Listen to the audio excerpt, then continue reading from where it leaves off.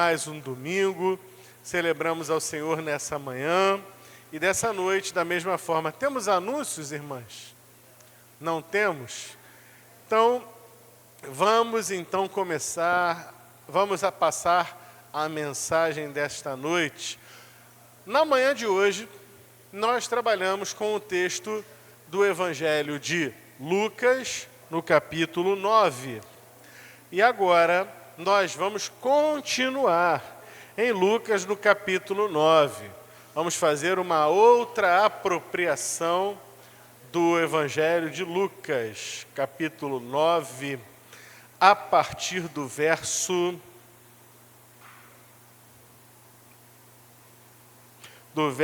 10.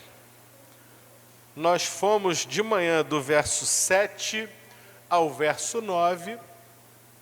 Eu não destaquei os primeiros versos, de 1 a 6, mas nos versos de 1 a 6, o Senhor Jesus envia os seus discípulos com autoridade, com poder. E Herodes, naqueles 3 versos que nós tratamos pela manhã, Herodes se viu perplexo com aquilo que Jesus e seus discípulos faziam. E agora nós vamos ver o que acontece quando os discípulos voltam, do seu envio. Então, estamos em Lucas, capítulo 9, vou começar a leitura a partir do versículo 10. Quando os apóstolos voltaram, contaram a Jesus tudo o que tinham feito. Eles estavam com o coração fervendo, com o coração queimando. Em seguida, escutem essa parte. Em seguida, Jesus se retirou, Jesus se retirou para a cidade de Betsaida. Guardou o nome da cidade? Betsaida. Mais tarde a gente vai chegar lá. Então Jesus mais tarde se retirou com eles para a cidade de Betsaida, a fim de estar a sós com eles. Então ele juntou os 12 e os juntou ali em Betsaida. As multidões, verso 11, descobriram seu paradeiro e o seguiram. Ele achou que ia ficar sozinho com os discípulos, a multidão rapidamente foi atrás. Jesus atraía as multidões. Agora presta atenção nesses verbos que se seguirão. Ele as recebeu, ou seja, ele recebeu as multidões, ele não se escondeu delas, ele não fugiu delas, ele as recebeu. Ensinou-lhes a respeito do reino de Deus e curou os que estavam enfermos. Eu só vou ler até aqui, mas o que se segue é importante também. A partir do próximo versículo, já vai falar que no final da tarde aconteceu um outro evento. Que evento foi esse? Os discípulos percebiam que o dia já estava para anoitecer e dizem ao Senhor: Senhor, está na hora de despedir a multidão, porque vai anoitecer, essa turma não vai ter o que comer aqui, não tem um McDonald's aqui na Alameda tem, mas lá em Betsaida não tinha um McDonald's para o pessoal se defender depois do culto, Não tinha Subway, não tinha iFood, tinha nada.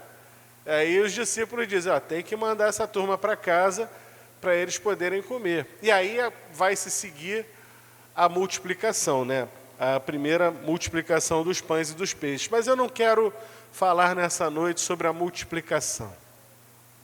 Nessa noite eu quero que fiquemos com essa parte do texto que vai até o momento em que ele recebeu as multidões, ensinou-lhes a respeito do reino de Deus e curou os que estavam enfermos. Agora a pergunta valendo ponto, hein? Ele recebeu, curou. Em que cidade se deu isso? Onde aconteceu isso? Betsaida. Ô, igreja firme, igreja afiada. Amém. Foi lá em Betsaida que isso aconteceu. Vamos orar? Senhor nosso Deus, somos gratos a Ti pela Tua palavra eterna, maravilhosa, profícua em nos alimentar. Seja conosco, que o Teu Espírito fale, que o Senhor cresça e eu diminua. Em nome do Senhor Jesus, por quem oramos. Amém. Vejam, meus irmãos, que cena está se desenrolando aqui. Temos os 12 discípulos que estavam voltando de uma missão, e uma missão em que eles agiram com grande poder e autoridade dada pelo Senhor Jesus. Eles voltaram felizes da vida com aquilo que haviam feito. O coração deles estava queimando, porque era o primeiro estágio deles ali, né, um estágio de campo. E eles se encontram com o Senhor para dar aquele relatório. E o Senhor diz, vamos pegar então, vamos juntar a nossa turma e vamos ali para Betsaida, para a gente poder estar junto. Mas como falamos no culto da manhã, Jesus não era uma pessoa a que se pudesse ficar indiferente, não tinha como. Ele atraía a atenção, as pessoas queriam saber as últimas novidades sobre Jesus, as pessoas queriam acompanhar por onde ele andava, o que ele estava fazendo, qual era o mote ali do momento, qual era a última notícia, a última coisa que esse Jesus havia feito. E o que ele fazia atraía. Porém, meus irmãos, nós temos que estar muito atentos, porque seguir Jesus pelo que ele faz traz um perigo. E a cidade de Betsaida estava muito bem, porque ele estava ali. Os 12 estavam ali, acabaram de voltar dessa missão. A multidão estava ali, querendo estar com ele. Então, aparentemente, estava tudo bem em Betsaida. E quando a multidão vai até Jesus, nós vamos encontrar aqui algo que foi resumido pelo apóstolo Pedro lá em Atos, no capítulo 10, quando Pedro vai para a casa de Cornélio, e ele vai falar sobre Jesus. Vocês têm ouvido sobre Jesus de Nazaré, a quem Deus ungiu com o Espírito Santo e com poder, o qual andou fazendo o bem. Vemos isso aqui. O que é que o Senhor Jesus estava fazendo em meio àquela multidão? Ele não esperava a multidão não era o que ele queria estar com os 11, mas ao vir a ele a multidão, talvez cumprindo até aquele que vier a mim de maneira alguma lançarei fora, chega-se ali a ele aquela multidão. E o que ele faz com a multidão? 3 coisas. Primeiro, ele recebe. O Senhor Jesus estava sempre receptivo a qualquer pessoa que quisesse se chegar a ele.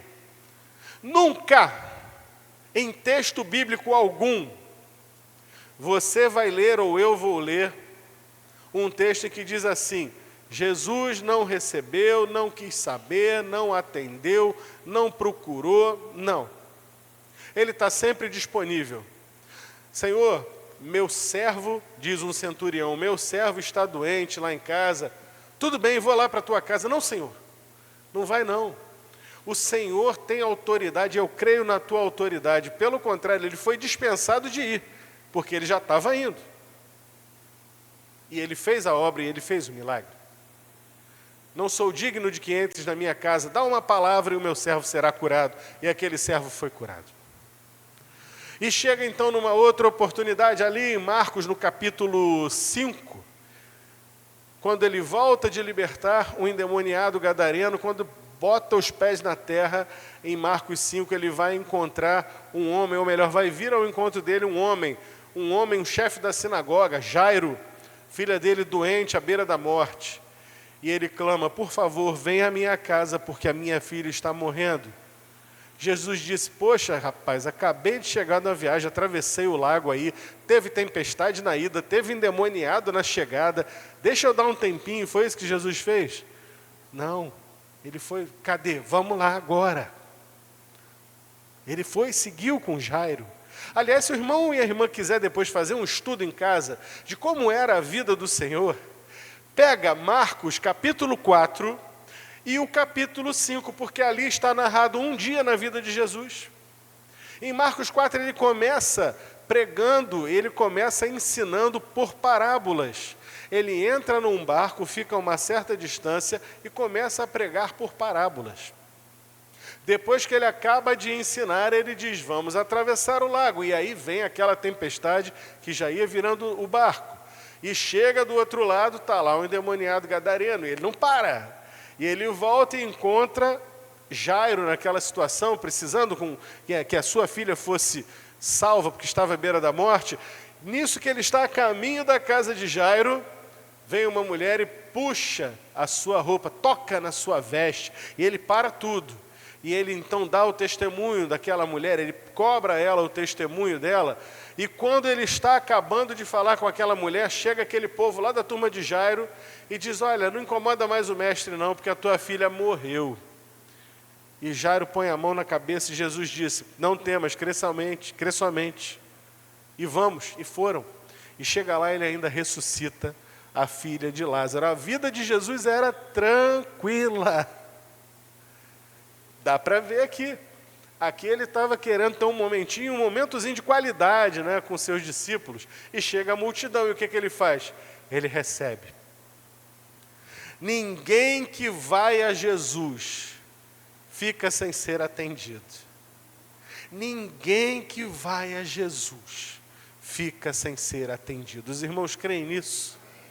Até o ímpio quando ora, quando busca Jesus, o Senhor é bom, Ele anda fazendo o bem, Ele abençoa.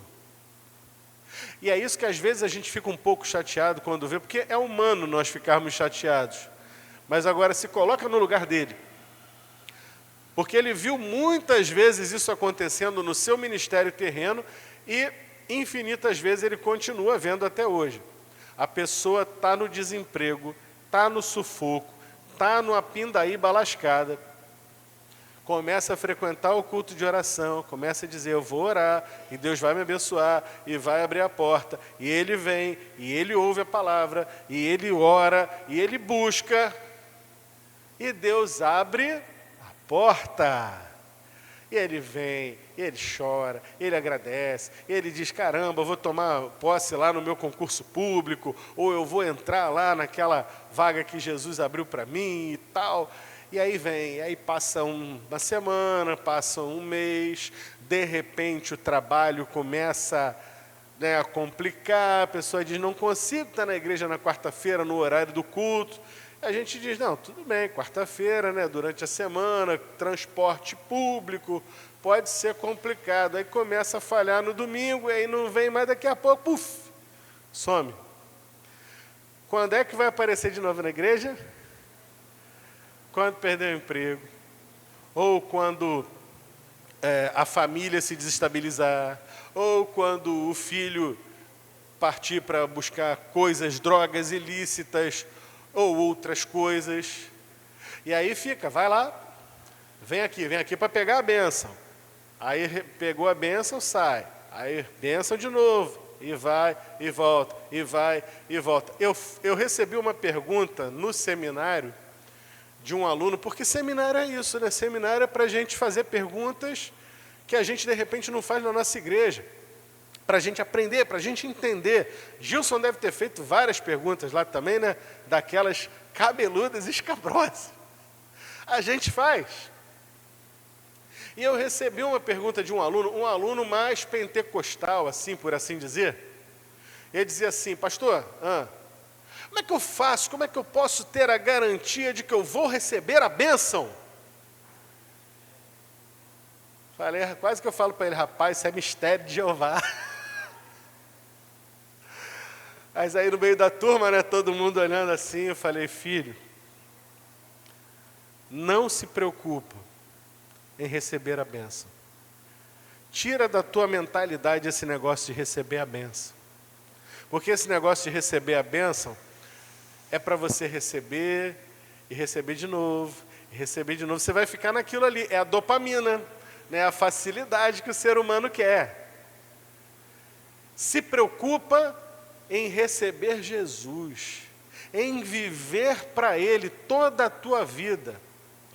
com muita prosperidade ou com pouca prosperidade, com muito vigor físico ou com pouco vigor físico, com muita vontade ou pelo fiapo da graça.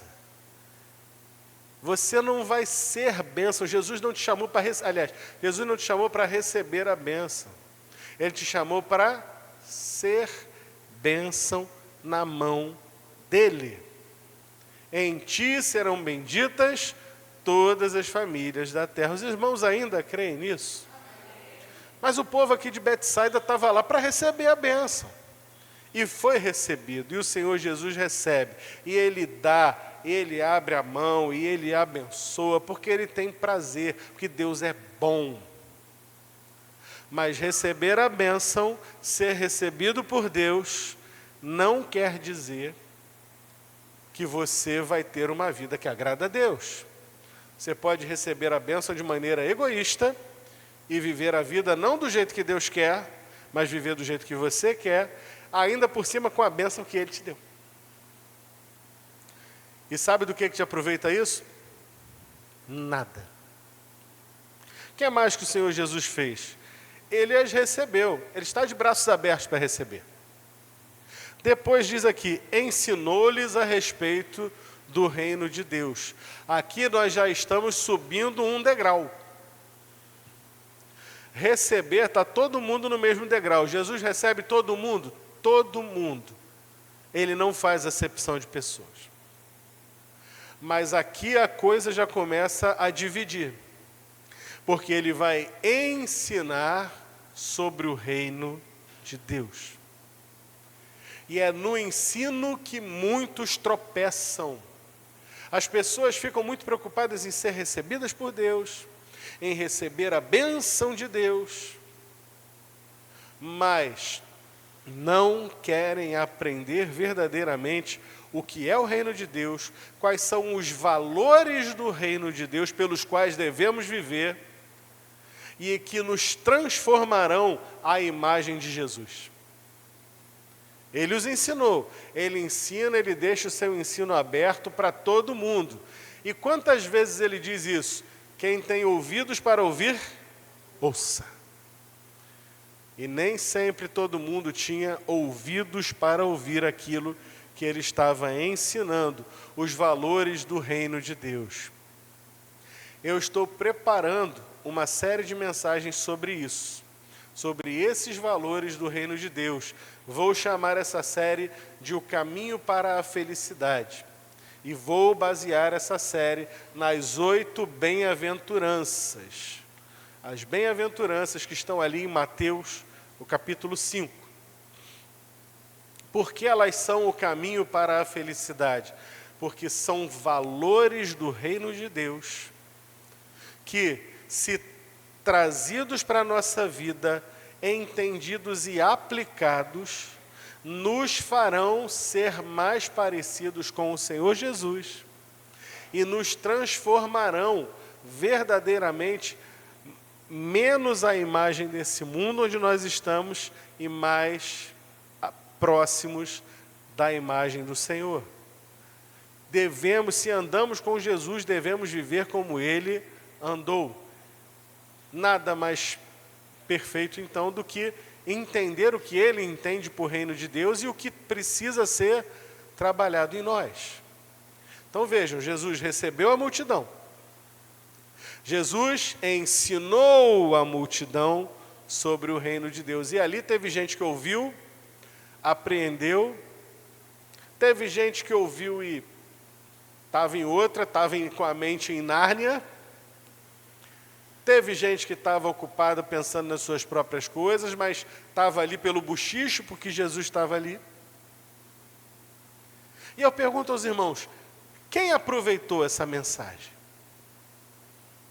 E eu mesmo respondo, quem aproveitou aquilo que ele ensinou sobre o reino de Deus foi quem ouviu atentamente, fez muito bem quem ouviu atentamente, mas quem aproveitou de verdade não só ouviu atentamente, como levou para o coração e viveu aquilo que ele ensinou. Aquele que ouve estas minhas palavras e as pratica, assemelhá-lo-ei ao homem prudente que construiu a sua casa sobre a rocha. E veio a chuva e o vento e as ondas deram sobre ela, e ela permaneceu firme. Aquele, porém, que, tendo ouvido estas minhas palavras, ouviu da mesma forma, mas não as pratica, a quem assemelhá-lo-ei, senão ao homem tolo que construiu a sua casa sobre a areia. E aí veio o vento, veio chuva, veio tudo, e foi grande a ruína daquela casa. Aquela multidão estava sendo plantada, lançada a semente do reino de Deus. Ali estava a palavra de vida, ali estava a própria vida, semeando a palavra de vida. Não só ele os recebeu, como lhes ensinou. Meus irmãos, isso acontece ainda hoje, todos os dias, aqui, na igreja ali de baixo, na outra igreja ali de cima, em qualquer outra igreja sobre a face da terra acontece isso. Deus está falando quando nós estamos cantando louvores. Deus está falando quando nós estamos em oração. Deus está falando quando estamos ouvindo a mensagem. Mas há aqui e em todos os outros lugares gente que está ouvindo e está distraído. Ouvindo e pensando que daqui a pouco vai ter aí o Fantástico, não sei o que será que vai passar no Fantástico hoje, eu não tenho a menor ideia. Tem gente que está pensando, puxa vida, aí já é 7h40, Flamengo perdeu hoje para o Corinthians, que perturbação na minha vida. E agora, como fica a tabela do Campeonato Brasileiro? Tem gente pensando isso por aí. Aqui não, irmãos, amém. Mas por aí tem. Tem gente pensando todo tipo de coisa, aí está lá ouvindo a mensagem, está o pastor pregando, está lendo a palavra de Deus. Você acha que isso não acontecia com Jesus? Desde aquele tempo até hoje, tem gente que está assim, está distraída. É preciso estar atento, ouvir atentamente. Quem tem ouvidos para ouvir, ouça. E vou além, ouça e aplique, e pratique, e mude o que precisa mudar. Ele as recebeu, ensinou-lhes a respeito do reino de Deus. E ele fez algo mais. Talvez esse algo mais fosse aquilo exatamente que tantos estavam esperando. Sabe quando a gente está no culto? Eu digo a gente porque eu também já fiz isso. Hoje eu me policio, não me permito mais fazer isso, mas eu já fiz também. Quando você está no culto, e aí está tocando aquele louvor que você gosta e tal, e você está lá cantando, daqui a pouco toca aquela música que você não aguenta mais ouvir. O que você faz? A mente parece que desliga, né? Essa música de novo. Aí, antigamente não tinha isso, mas hoje em dia, aconteceu qualquer coisa chatinha no culto, negócio que eu não gosto, principalmente essa turma mais nova aí, né? Adolescente, jovem. Aconteceu qualquer coisinha, já está ele lá. Acabou a música que eu não gosto, agora eu vou cantar. Está distraído. Lá tinha isso também. Todo mundo foi recebido, todo mundo ouviu a palavra de Deus, e devia gente que estava lá pensando em tantas outras coisas. Porque estava ali para ver pregação? Não, estava ali para ver milagre, eu vim para ver novidade, vim para ver o que está acontecendo aqui. Quando não mais que de repente, o Senhor começa a curar os enfermos. Aí, opa, agora sim. Bota lá.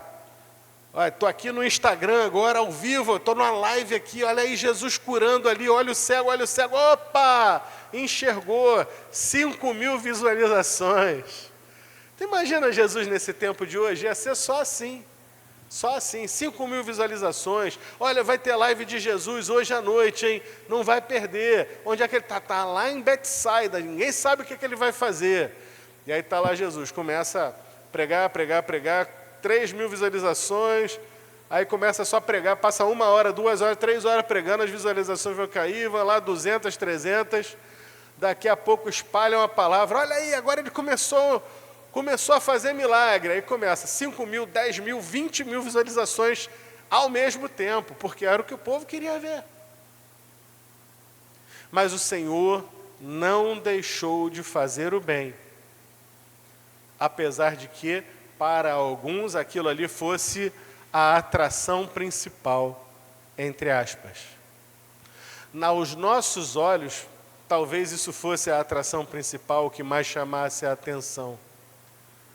Mas qual desses 3 pontos vocês acham que era aquilo que o Senhor Jesus realmente queria comunicar? Que ele recebia, que ele tinha um reino e esse reino havia um convite aberto para todos os pecadores, ou simplesmente que ele podia curar? A resposta é tudo. As 3 coisas fazem parte do reino de Deus, porque o reino de Deus é um reino onde as portas estão abertas a quem quiser. Porque o reino de Deus é um reino onde qualquer um pode fazer parte dele. Se você quiser hoje sair daqui e ir morar nos Estados Unidos, você precisa passar por uma série de critérios para conseguir o visto, para poder ir para lá fazer alguma coisa, estudar, trabalhar, qualquer coisa. Depois tem todo um outro processo, todo um outro critério para você conseguir a permanência, o green card. E depois ainda do green card, ainda tem todo um outro processo, toda uma outra situação mais demorada, mas vai afunilando para você conseguir a cidadania americana. Qualquer país do mundo é assim, não é fácil conseguir ser cidadão de um outro país. Mas o reino de Deus não tem fronteiras. O reino de Deus não faz acepção de pessoas. O reino de Deus não pede o teu currículo escolar. O reino de Deus não está preocupado com a tua cor de pele, com a tua origem. Ele não está preocupado com o teu passado, aquilo que você fez de bom ou de mal. O reino de Deus é uma porta aberta. E todo aquele que crer em Jesus, que receber o Senhor pela palavra que Ele ministra, tem acesso pleno à cidadania no reino de Deus. Vocês já pararam para pensar que loucura é isso? Que coisa maravilhosa que temos à nossa frente. E ali em Betsaida isso estava sendo oferecido. E ainda estava sendo mostrado ali ao vivo o poder do reino de Deus. E quando Lucas, por exemplo, usa a palavra milagres, eu gosto mais do termo usado pelo evangelista João. Porque João não diz apenas milagres, mas ele diz sinais. Porque cada coisa que o Senhor Jesus fazia era um sinal do reino de Deus. Então, quando ele curava um cego, fazia com que o cego começasse a ver, aquilo simbolizava algo no reino de Deus. Simbolizava que alguém que não conseguia ver a correta espiritualidade, que não conseguia ver a luz, que era o próprio Senhor Jesus, agora conseguia. E no plano espiritual é isso que acontece. Todos os homens são nascidos cegos e iluminados pela luz divina, então, que é Jesus, pelo Espírito Santo, eles passam a ver. Os irmãos creem nisso? Eu creio nisso. Também, da mesma forma, quando o Senhor ressuscitava um morto, aquilo simbolizava exatamente a história de vida do homem pecador. Todos nós nascemos mortos em delitos e pecados, e pelo poder de Deus somos resgatados e vivificados para uma nova vida. Aquele que cocheava, que bambeava da perna, que não conseguia andar de maneira firme, ou o próprio, não só o coxo, como aquele paralítico também, também simbolizava da mesma forma um homem pecador, incompleto, imperfeito, que agora estava apto, pleno de todas as suas faculdades. Aquilo que não era natural, que ele não poderia fazer por si só, pelo poder de Deus, se tornava aperfeiçoado. E o que dizer do endemoniado? Não importa se tinha um demônio, se tinha 7 demônios como Maria Madalena ou toda uma legião de demônios, ficou bastante claro que não há nada no reino das trevas que possa confrontar e vencer Jesus. A palavra dele é suficiente para expulsar um demônio, 7 demônios, uma legião de demônios, toda uma casta de demônios. O inferno não pode prevalecer perante o nome do Senhor Jesus. E ele disse: a minha igreja, as portas do inferno não prevalecerão contra ela. Por isso digo que isso são sinais. Assim como João colocou, todos esses sinais apontam para o reino de Deus. Então, por isso que eu disse que as 3 coisas são uma coisa só: a receptividade, o ensino e o ensino prático, mostrando mediante sinais que tudo aquilo que havia sido falado estava, na verdade, sendo evidenciado por aqueles sinais. Depois de sobremesa, por assim dizer, ainda teve uma multiplicação de pães e peixes para 5.000 homens, fora mulheres e crianças. Diante disso tudo, eu pergunto aos irmãos, onde foi que isso aconteceu? Betsaida. Vocês não estavam preparados para essa, né? Aconteceu na cidade de Betsaida.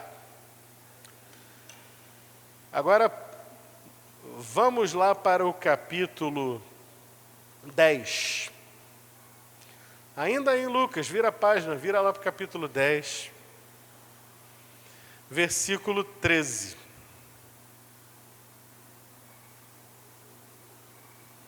Olha o que diz, na minha versão, na NVT, diz assim: que aflição as espera, Corazim e Betsaida. Opa! Como é? Mas Betsaida não estava sendo abençoada ainda agora, com a presença dele, com ele recebendo as pessoas, ensinando as pessoas, curando os enfermos? Olha a palavra profética que ele dá. Que aflição as espera, Corazim e Betsaida. Porque se nas cidades de Tiro e Sidom, veja bem, Corazim e Betsaida eram cidades ali do norte de Israel, eram cidades ali da Galileia. Tiro e Sidom eram cidades estrangeiras que pertenciam à Fenícia, Síria, Fenícia. Eram cidades ímpias, eram cidades de gente que não era judia. Olha o que ele está falando. Ai de vós, Corazim e Betsaida, porque se nas cidades de Tiro e Sidom tivessem sido realizados os milagres que realizei em vocês, há muito tempo seus habitantes teriam se arrependido e demonstrado isso, vestindo panos de saco e jogando cinzas sobre a cabeça.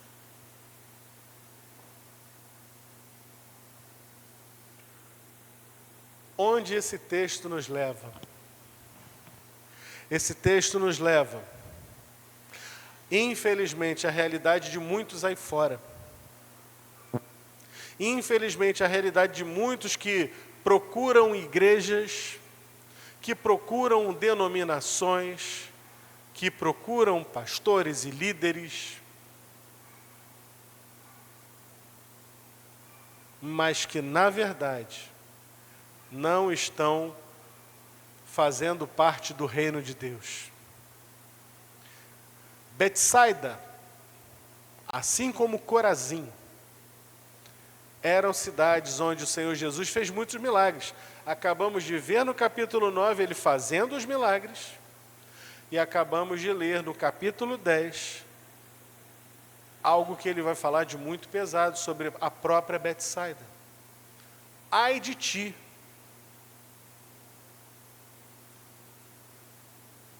Por quê? Porque faltou arrependimento. Está ali a palavra.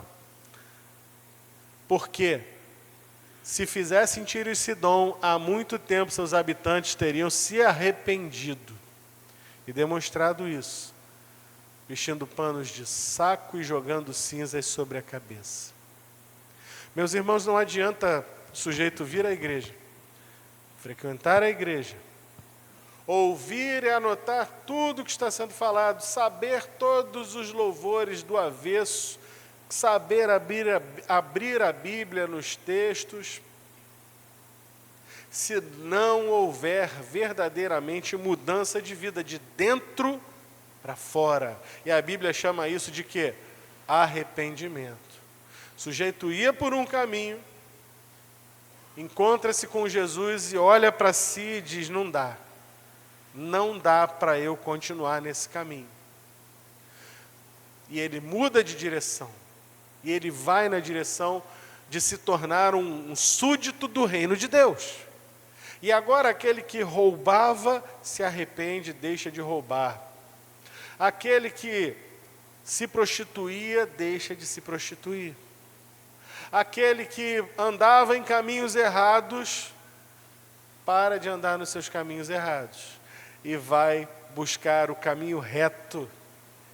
E ele, quando olha para trás, agora ele chora, mas ele chora de emoção.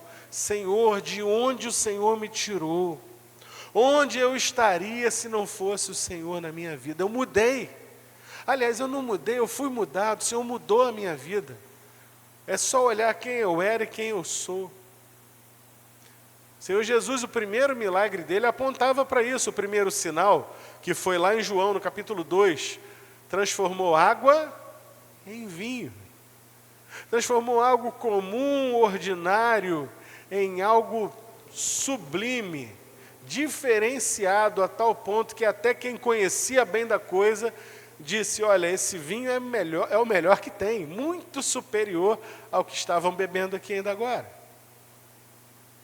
Meus irmãos, se o reino de Deus não fizer a mudança na gente de dentro para fora, se a gente quiser ficar só acompanhando Jesus, vendo os milagres que ele vai estar fazendo, ouvindo a palavra, cantando os louvores no automático, sem se lembrar lá do primeiro amor, de quando Jesus chamou a gente, de como a mudança aconteceu na nossa vida, a gente vai acabar ficando morno.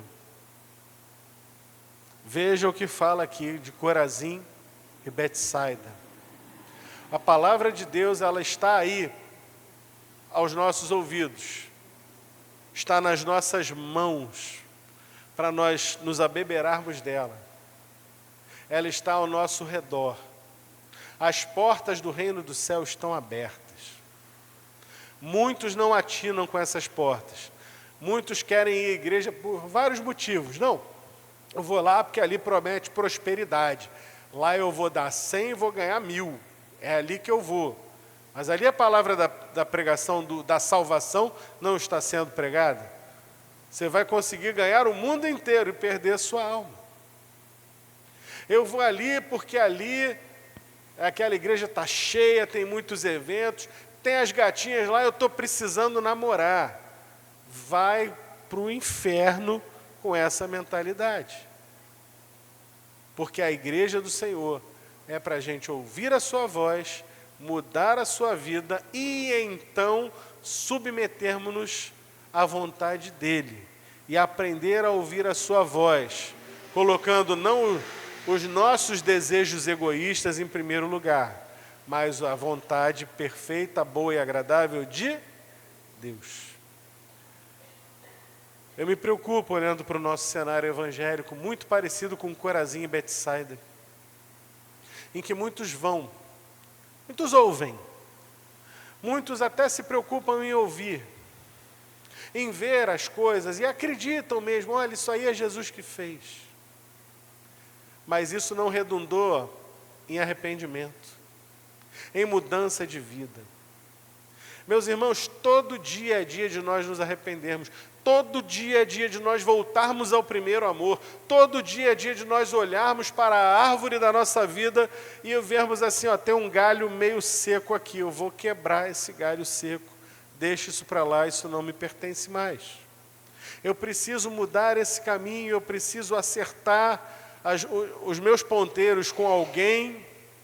Preciso perdoar, eu preciso ser perdoado, pedir perdão.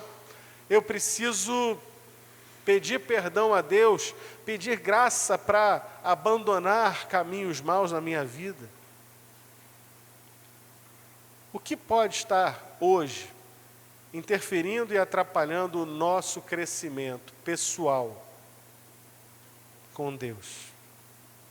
O que pode estar interferindo hoje o nosso crescimento como igreja?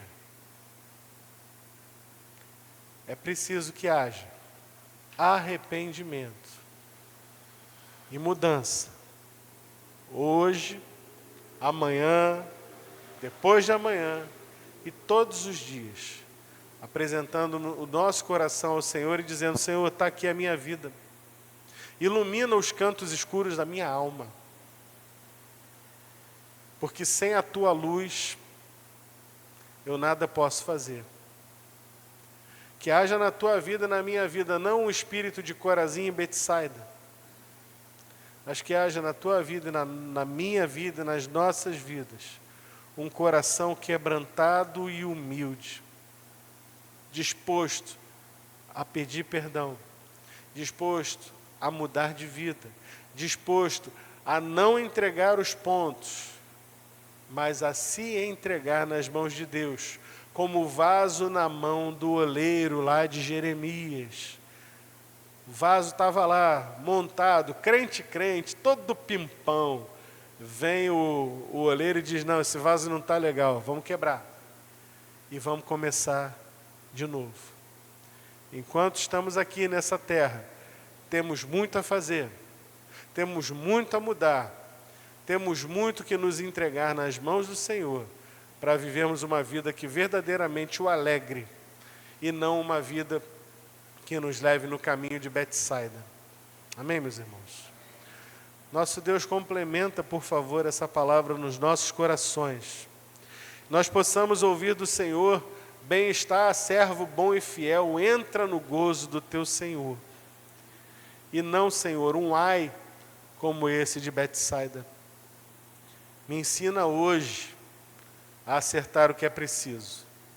Dá-nos força, direção, orientação. Alimenta-nos com a tua palavra, Senhor. Fortifica os nossos joelhos, às vezes trôpegos. Fortifica os nossos artelhos para que estejamos de pé, para que possamos agir verdadeiramente como filhos teus, como súditos do reino de Deus, como aqueles que ouviram a palavra e a praticam e construíram a sua casa sobre a rocha.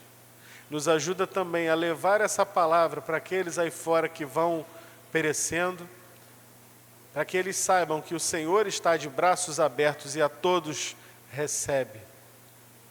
Que eles possam saber que o Senhor está com a sua boca aberta para pregar o reino de Deus. E que o Senhor está disponível para fazer o maior milagre, que é a salvação e a transformação de vida. Usa-nos para isso também, Senhor, para ganharmos alguns ainda nesse tempo para o Senhor, a começar em mim. Em nome do Senhor Jesus, por quem oramos. Amém.